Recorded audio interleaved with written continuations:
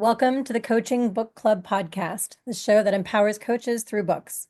I'm Christy Stuber, here with my friend and co-host Ken McKellar, and today we're talking about Positive Provocation by Robert Biswas-Diener. This book was designed by the author to challenge traditional coaching ideas and to spark curiosity. And here's what you can expect in this episode.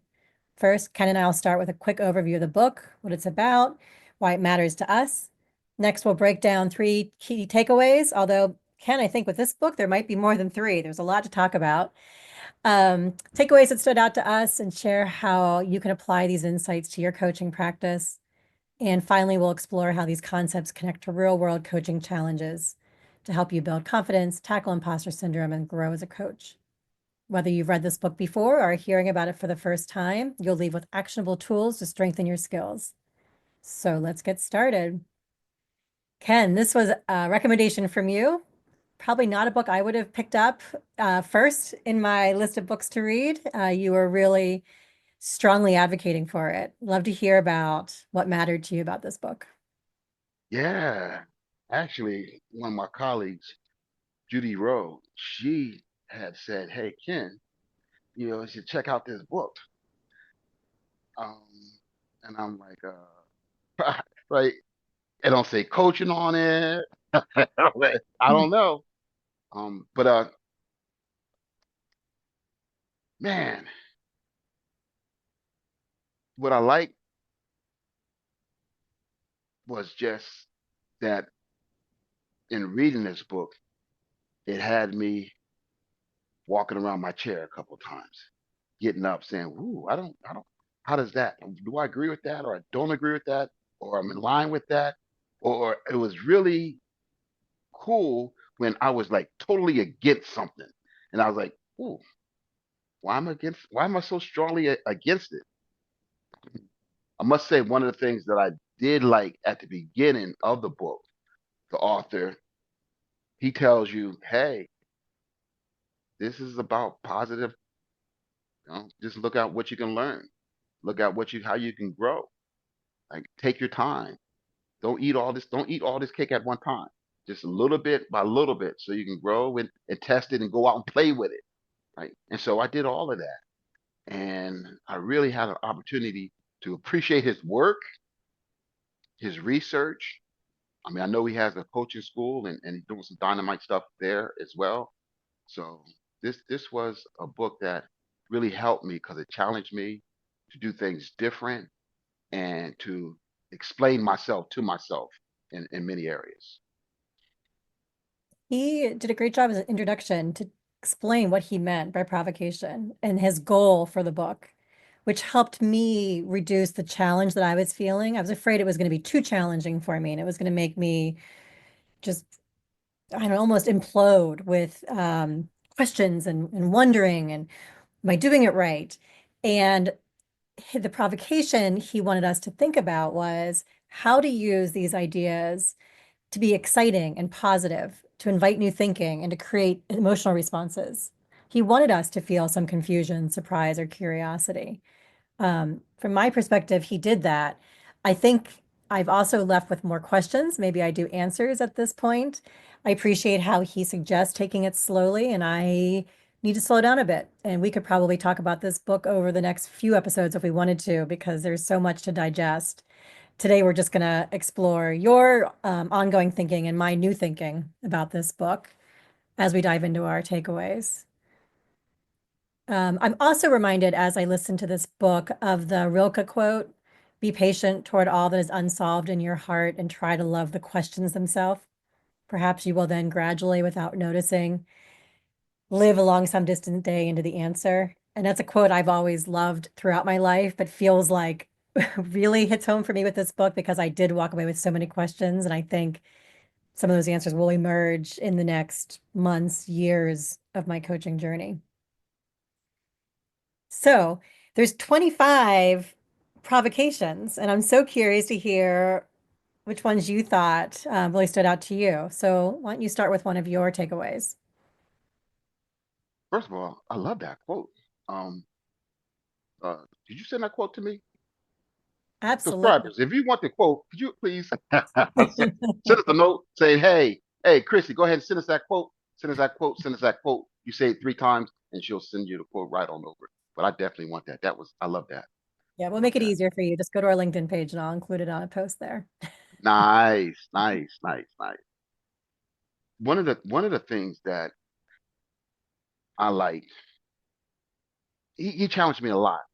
But one of the things he talked about, good coaches, great coaches, and he talked about the coach that doesn't stop coaching, right? The coach that's continuously improving their craft, the coach that is looking for ways to better themselves as not only human beings, but how to relate to the person that they're working with.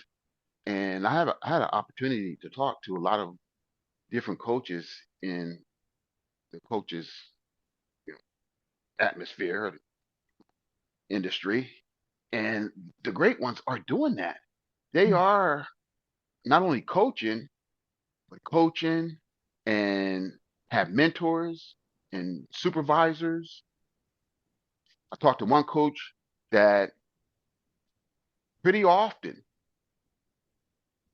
has a mentor and checks their coaching with the MCC bars standard and see where she is, what she's hitting, what she's not hitting, just so that just to keep herself sharp and learn so much. Man, as mentors, we get to listen to a lot of folks coach and give feedback. And that right there is educational, particularly when I also listen to my own stuff too. And it's like, ooh. Or what's really cool is listen to coaching sessions that I did 5 or 6 years ago. Wow. I'm like, I really said that. Or I'm still saying that. That's part of who I am or how I come off. But to me, I mean, he didn't, this is not anything new that, you know, there's no destination of a coach in my mind. In my mind, I learn no matter where I am, I'm still looking for the opportunity to learn, grow. Hence, these books, these conversations that we have in front of us. Yeah, last night when I was reviewing the book, I sent you a quote that he wrote about this. And he said, um, the master coaches, and he has as lowercase, so not the MCC at the ICF, but the master coaches that Robert knows seldom talk about their accomplishments. Instead, they're more likely to talk about their own learning, the new ideas they're playing with, or a new approach that challenges their accepted wisdom. And I really appreciated that. Like I sent this to you and said, this is what I want the podcast to be, that this is what we're doing. It's also to parallel what you just said, even if you are an MCC, which you are, it doesn't mean that you've hit that and now you're done. There's this continual journey. I'm still working towards my MCC, and I'm really cognizant that I'm trying to do it in a way that is about learning and integrating, not just to pass a test, to pass a recording, but to understand the importance of the bars, how they help my clients with their own transformation, and making sure that I'm really then applying that. And I agree with you. I think continual learning, especially with mentoring and supervision, is important for my growth. Yeah. What else? What else did you take away? Which of the questions were most provocative for you? Well, why ethics are boring?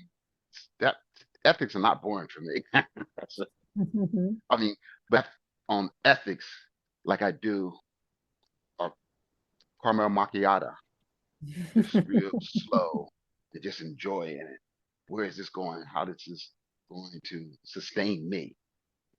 So we talked about ethics and why they are boring, and I kind of bring that up because the ICF starting later on this week, by the time this podcast comes out on April 1st, has the new ethics that are coming out that has been changed, and they show us what the change are, and that's important. Really, is to kind of not only what the ethics are saying, but how they relate to me in my coaching. what part it is. I mean, really looking at this is like what part it is that I agree with, that I'm totally in line with, and what part that I'm not. And how do I build a relationship with that part that I'm not in line with so that it works? A lot of times we look at these ethics and the code of ethics and say, okay, that is what we have to do. Maybe, but we still can look at it, how it impacts us and what it means to us and what it's saying to us and how it's speaking to us. And that gives us an opportunity to speak to this supervisor about what's going on, because how we digest this information impacts the industry. You used a word, ethics are sustainable. And it made me think about how the ethical guidelines are not meant to be prohibitive or punitive necessarily, but they're used for the coaches to have a sustainable practice that is appropriate for themselves and their clients. Um, that just really struck me in a different way, rather than thinking of them as like, this is the thing you should do. But it's what you said. It's like, how does this thing guide my practice to make it even better for me and my clients? Ken, the takeaway I wanted to talk about is about what if coaches had agendas? That was one of his questions. Um, this really struck me because I feel like I've been told over and over again in coaching education, it's not your agenda, it's the client's agenda. They're driving the car, you're in the passenger seat. And I really appreciated what he said about us having agendas as coaches in terms of the way I really thought about it was in terms of the coaching engagement and how the clearer we are about how we want the engagement and the relationship to be, and we set that forward for our clients, then they know what to expect. So they know what they're walking into. We can then make sure we're aligned on that. And now we can get in the car and drive down the road. So if I'm using a metaphor, I'm just thinking about when I drive with my beloved, he likes to drive really fast and I don't. And how, if only we had an agreement on how fast we drove before we got in the car, that ride might be more satisfying. So what is it like for my client when they want to, solve a problem and they come to me like, fix my problem? And I'm like, let's explore what's going on. But now we're in the car, we're on the highway, and we're not on the same page, if I can mix my metaphors at all. So having my own agenda of like, here's how I like to work can be really beneficial for the relationship. What do you think? No, no, you're right there. You're right there. I mean, not only that, when we think of agendas, we generally go into a coaching session, coaching our style of coaching, how we was taught, what we know, right? Robert says that's your agenda, Ken. Mhm. I don't say, well, what kind of coaching do you like? One of the things I've been talking about is the CARE model, and that is collaborative, action, reflective, education, and empathy. And that relates to the very first question that we ask in the coaching session. One of the first questions we ask is, what do you want to work on? But after we ask that, as a coach, we're thinking, how does this person want to work on this? Like, is this session going to be more of a collaborative type of session? You kind of know what you want to do. You want to bite things, you want to feed things off of each other. Is it more action oriented? You want to know the steps, so you want to take the steps. Is it going to be more reflective, like a traditional session where you're kind of thinking back on what are some of your options? Or is it going to be empathetic, where emotions may be involved? You just need to vent or say something? Or is it education? I don't know how to go about these steps. So I need some education to take my first steps.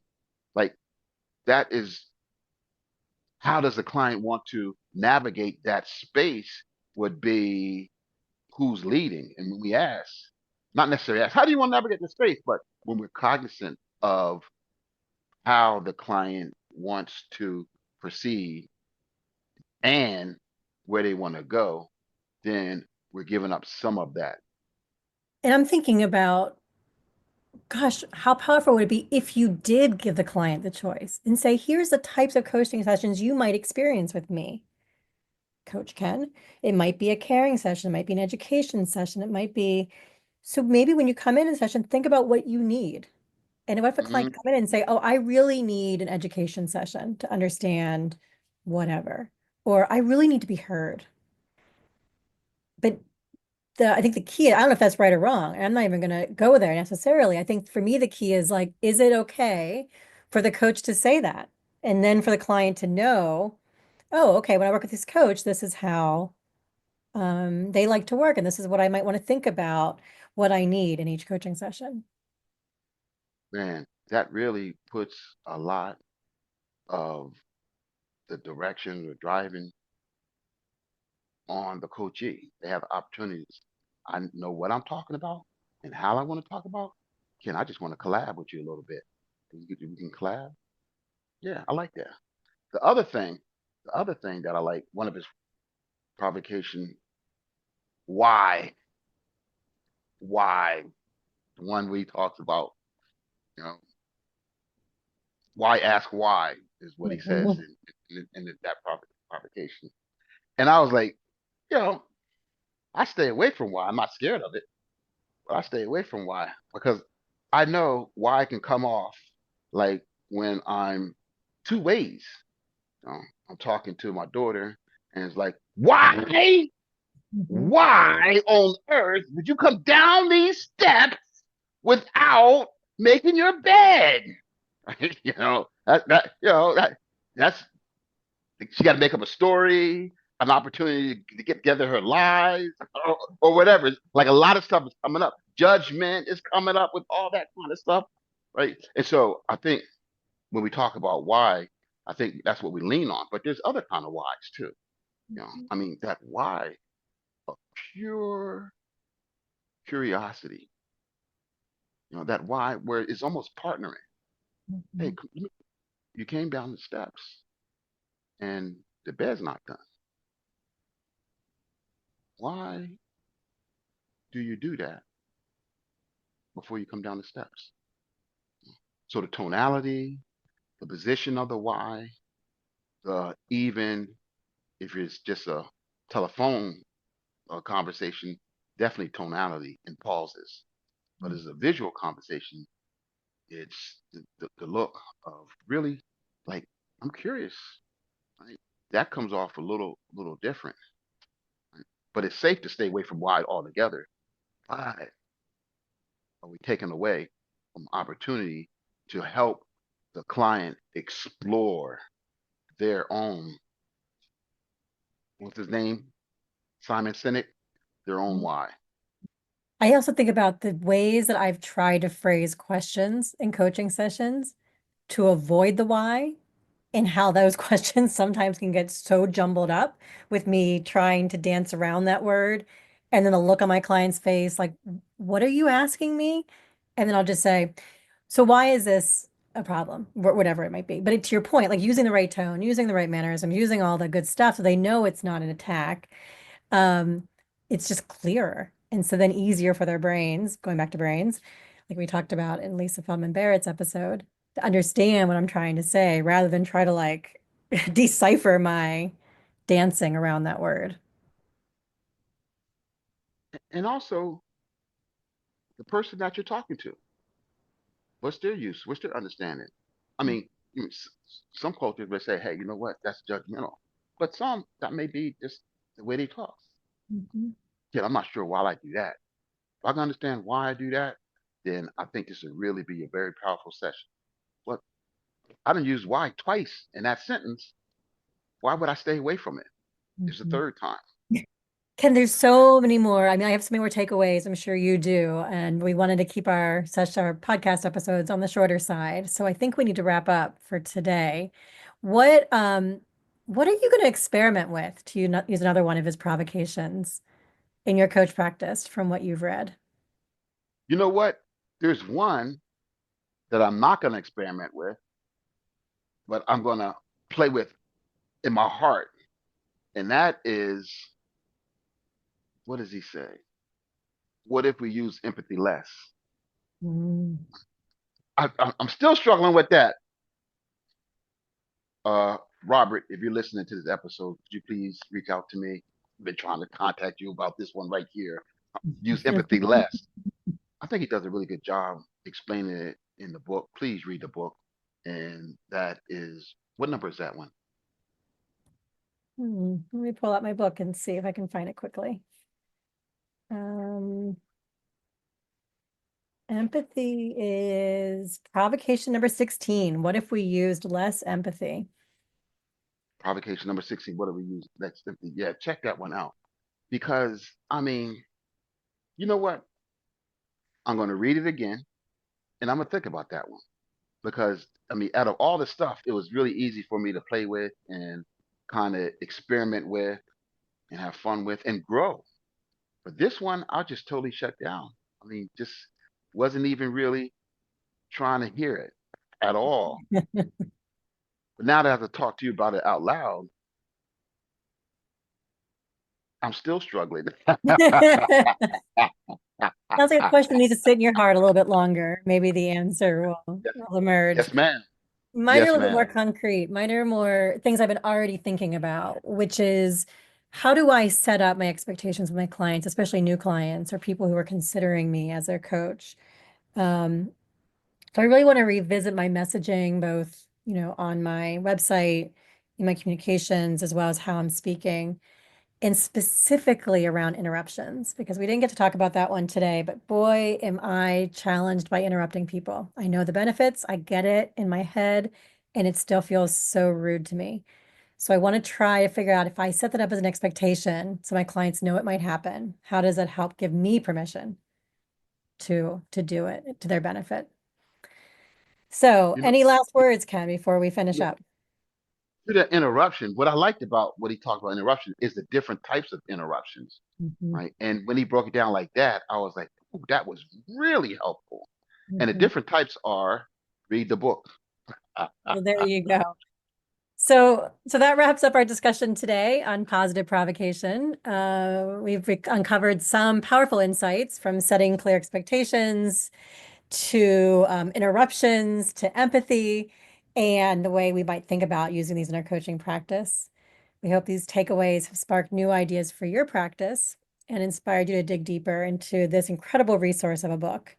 And if you enjoyed today's episode, make sure to subscribe to the Coaching Book Club on Spotify and Apple Podcasts so you never miss an episode. We'd also love to connect with you on LinkedIn. Follow us for even more coaching insights, quotes, and updates about upcoming episodes. And hey, we're always on the lookout for new books to review. So if you have a favorite coaching book that's made an impact on you, send us an email at coachingbookclub@christystuber.com. And who knows, it might be featured in a future episode. Thanks for being part of our community. And until next time, happy coaching.